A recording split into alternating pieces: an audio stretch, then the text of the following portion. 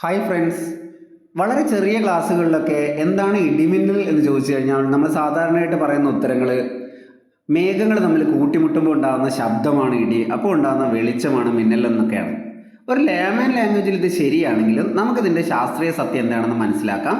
എല്ലാവർക്കും AKS tech ഇൻഫോയുടെ മറ്റൊരു വീഡിയോയിലേക്ക് സുസ്വാഗതം. ഇപ്പോൾ സാധാരണയായിട്ട് നമുക്കറിയാം, മഴക്കാലങ്ങളിൽ അല്ലെങ്കിൽ മേഘങ്ങൾ അന്തരീക്ഷത്തിൽ കൂടുതലുള്ള സമയത്താണ് ഇടിമിന്നൽ ഉണ്ടാകുന്നത്. അപ്പോൾ എങ്ങനെയാണ് ഈ മേഘങ്ങൾ ഉണ്ടാകുന്നത്? സാധാരണയായിട്ട് ജലാശയത്തു നിന്നൊക്കെ സൂര്യൻ്റെ ചൂട് കാരണം ജലകണികകൾ മുകളിലേക്ക് പോയിട്ടാണ് മേഘങ്ങളായിട്ട് ഫോം ചെയ്യുന്നത്. അപ്പോൾ ഇനി നമുക്ക് ഈ മേഘങ്ങൾ സാധാരണയായിട്ട് ഉണ്ടാകുന്നത് ഏതാണ്ട് ഒരു 2 കിലോമീറ്റർ മുതൽ 10 കിലോമീറ്റർ വരെ ഉയരത്തിലാണ്. ഉയരത്തിലേക്ക് പോകുന്തോറും ടെമ്പറേച്ചർ കുറയും, നമുക്കറിയാലോ. അപ്പോൾ ഈ ജലകണികൾ മുകളിലേക്ക് പോകുന്ന സമയത്ത് ഈ വലിയ മേഘത്തിനകത്ത് ഏറ്റവും ടോപ്പിലൊക്കെ കുറേ ഭാഗങ്ങൾ ഐസ് ക്രിസ്റ്റൽസ് ആയിട്ട്, വളരെ ചെറിയ ഐസ് ക്രിസ്റ്റൽസ് ആയിട്ട് മാറും. അതുപോലെ തന്നെ ബാക്കി താഴെ ഭാഗങ്ങളിൽ ജലകണികളൊക്കെ ഉണ്ടാവും. ഈ മേഘങ്ങൾ തുടർച്ചയായിട്ട് ചലിച്ചുകൊണ്ടിരിക്കുകയാണ് അല്ലേ. അപ്പോൾ ഈ മേഘങ്ങൾ തുടർച്ചയായിട്ട് ചലിക്കുന്ന സമയത്ത് ഈ മേഘങ്ങൾക്ക് അകത്തുള്ള ജലകണികൾ പരസ്പരം, അല്ലെങ്കിൽ ഐസ് ക്രിസ്റ്റലുകളും ജലകണികളും എല്ലാം പരസ്പരം ഇങ്ങനെ ഉരഞ്ഞുകൊണ്ടാണ് പോകുന്നത്. അപ്പോൾ ഈ സമയത്ത് അവിടെ സ്ഥിര വൈദ്യുതി എന്ന് പറയുന്ന ഒരു പ്രവർത്തനം നടക്കുന്നുണ്ട്. മേഘത്തിൻ്റെ കുറേ ഭാഗം പോസിറ്റീവ്ലി ചാർജായി മാറുകയും അതുപോലെ തന്നെ മേഘത്തിൻ്റെ കുറച്ച് ഭാഗങ്ങൾ നെഗറ്റീവ് ചാർജായി മാറുകയും ചെയ്യുന്നു. നമുക്ക് ഈ സ്ഥിര വൈദ്യുതി എന്താണെന്ന് നോക്കാം. ഇപ്പോൾ സാധാരണയായിട്ട് നമ്മളിപ്പോൾ ഒരു ഉദാഹരണത്തിന് ഒരു കോമ്പ് എടുത്തിട്ട് നമ്മൾ മുടി നന്നായിട്ട് ചീകിയിട്ട് കുറേ പേപ്പർ പീസിനടുത്ത് വെച്ച് കഴിഞ്ഞാൽ ഈ കുഞ്ഞു പേപ്പർ പീസുകളെല്ലാം എന്ത് ചെയ്യും? ഈ കോമ്പിനകത്തേക്ക് ചാടിപ്പിടിക്കും. അതുപോലെ തന്നെ മറ്റൊരു ഉദാഹരണമാണ്, നമ്മളൊരു ബലൂണ് വീർപ്പിച്ചിട്ട് ബലൂണ് നമ്മുടെ ശരീരത്തിലൊക്കെ നന്നായിട്ട് ഉരച്ച് കഴിഞ്ഞിട്ട് ഒരു ചുമരിൽ വല്ലതും വെച്ച് കഴിഞ്ഞാൽ കുറച്ച് സമയത്തേക്ക് അവിടെ ഒട്ടിപ്പിടിച്ച് നിൽക്കും. അപ്പോൾ ഇതൊക്കെ എന്തുകൊണ്ടാണ് സംഭവിക്കുന്നതെന്ന് അറിയോ? നമുക്ക് 2 തരത്തിലുള്ള ചാർജുകളാണുള്ളത്. ഒന്ന് പോസിറ്റീവ് ചാർജ് എന്ന് പറയും, മറ്റൊരെണ്ണം നെഗറ്റീവ് ചാർജ് എന്ന് പറയും.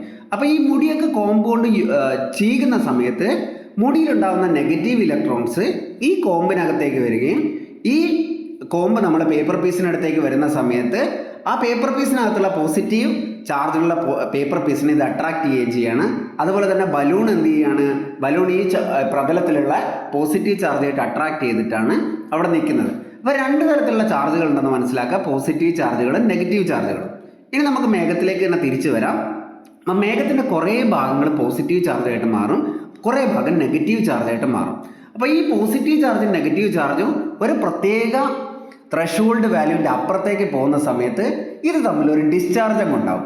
ഈ ഡിസ്ചാർജിനെയാണ് നമ്മൾ സാധാരണയായിട്ട് മിന്നൽ എന്ന് പറയുന്നത്. അപ്പോൾ 3 തരത്തിലുള്ള മിന്നലുകളാണ് സാധാരണയായിട്ട് ഉണ്ടാകുന്നത്. ഒരു മിന്നൽ എന്ന് പറഞ്ഞാൽ ഒരു പ്രത്യേക മേഘത്തിനകത്ത് തന്നെ ഒരു ഭാഗം പോസിറ്റീവ്ലി ചാർജ്ഡ് ആയിട്ട് മാറും, മറ്റൊരു ഭാഗം നെഗറ്റീവ്ലി ചാർജ്ഡ് ആയിട്ട് മാറും. ആ മേഘത്തിനകത്ത് തന്നെ ഈ ഡിസ്ചാർജ് നടക്കും. ഇങ്ങനെയുള്ള മിന്നലുകളാണ് നമ്മൾ മഴക്കാലത്ത് ആകാശത്ത് ഇങ്ങനെ ദൂരെയായിട്ട് കാണുന്നത്. വലിയ ശബ്ദമൊന്നും ഈ ടൈപ്പ് മിന്നലിന് ഉണ്ടാവില്ല.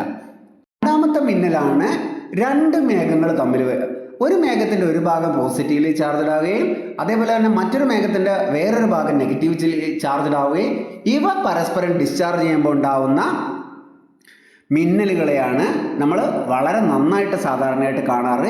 ഈ സമയത്ത് ഈ മിന്നൽ നടക്കുന്ന സമയത്തുണ്ടല്ലോ, ഈ ചാർജ് എത്ര വരെ പോകുന്നറിയോ? ഏതാണ്ട് 3000 ലക്ഷം വോൾട്ട് വരെ പോകും. നമ്മൾ വീട്ടിൽ ഉപയോഗിക്കുന്ന വോൾട്ടേജ് ഏതാണ്ട് 230 വോൾട്ടാണ്. അപ്പം 3000 ലക്ഷം വോൾട്ടേജ് എത്രയാണെന്ന് നിങ്ങൾ ഓർക്കണം. അതുപോലെ തന്നെ അപ്പോഴുണ്ടാകുന്ന കറണ്ട് ഏതാണ്ട് 35,000 ആംപിയർ കറണ്ട് വരെ ആ സമയത്ത് പാസ് ചെയ്യും. ഇത് ഒരു 2 മേഘങ്ങൾ തമ്മിലുള്ളതാണ്. ഇനി ഏറ്റവും പ്രധാനപ്പെട്ടതാണ് മേഘവും ഭൂമിയും തമ്മിലുള്ളത്. അതായത് ഒരു മേഘത്തിൻ്റെ top portion highly negatively charged ആയിട്ട് വരും. അത് കാരണം എന്ത് ചെയ്യുക വെച്ചാൽ ഭൂമിയിൽ പോസിറ്റീവ് ചാർജ് അക്യുമുലേറ്റ് ചെയ്യാൻ തുടങ്ങും. അപ്പോൾ ഒരു പ്രത്യേക ത്രഷോൾഡിൻ്റെ അപ്പുറത്ത് എത്തുന്ന സമയത്ത് ഈ പോസിറ്റീവ് ചാർജും നെഗറ്റീവ് ചാർജും കൂടെ ഡിസ്ചാർജ് ചെയ്യും. അതിനാണ് നമ്മൾ സാധാരണ കൊള്ളിയാൻ എന്നൊക്കെ പറയുന്നത്. നമ്മൾ ആകാശത്തിങ്ങനെ കൊള്ളിയാൻ വെട്ടി എന്നൊക്കെ പറയുന്നുണ്ടല്ലോ, അത് ഇത്തരം മിന്നലുകളാണ് വളരെ അപകടകരം. കാരണം ഈ ഹൈ കറണ്ട് ഭൂമിയിലേക്ക് പാസ് ചെയ്യാണ്. ആ പാസ് ചെയ്യുന്ന സ്ഥലത്തുണ്ടാകുന്ന സാധനങ്ങളൊക്കെ അത് ചിലപ്പോൾ നശിപ്പിച്ച് കളയും. ബിക്കോസ് 35,000 ആംപിയർ അല്ലെങ്കിൽ അത്രയും വലിയ കറണ്ടാണ് പാസ് ചെയ്യുന്നത്. ആ സമയത്ത് നമ്മുടെ എവിടെയെങ്കിലുമൊക്കെ ഉണ്ട് പലർക്കും ഷോക്ക് അടിച്ചു എന്നൊക്കെ നമ്മൾ പറയുന്നത് കേട്ടിട്ടുണ്ട്. ഈ 3 മിന്നലുകളിലും ആദ്യം പറഞ്ഞ 2 മിന്നലുകൾ അത്ര അപകടകാരികളല്ല. ഇനി മിന്നലുണ്ടാവുന്ന സമയത്ത് വരുന്ന വെളിച്ചം എന്താണ്, ശബ്ദം എന്താണെന്ന് നമുക്ക് നോക്കാം.